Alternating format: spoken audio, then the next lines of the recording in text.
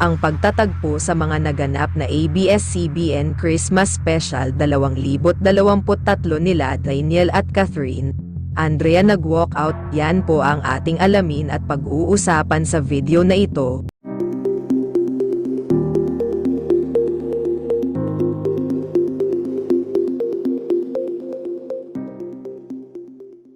Muling nakitang magkasama ang dating mag-asawang Catherine Bernardo at Daniel Padilla sa entablado para sa ABS-CBN Christmas Special halos 2 linggo mula nang ipahayag ang kanilang breakup.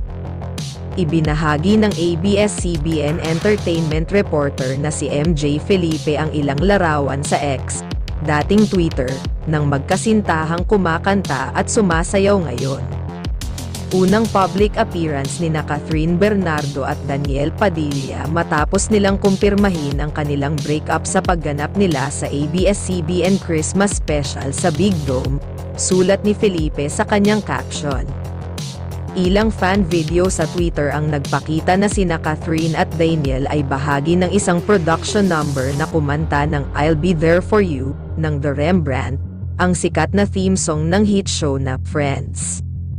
Samantala maraming nakakapansin na umiiwas talaga ng husto si Catherine Bernardo habang kumakanta silang dalawa na tila bang gusto man hawakan ni Daniel Padilla ang kamay ni Catherine Bernardo pero nagawa pa rin talagang umiwas si Cath.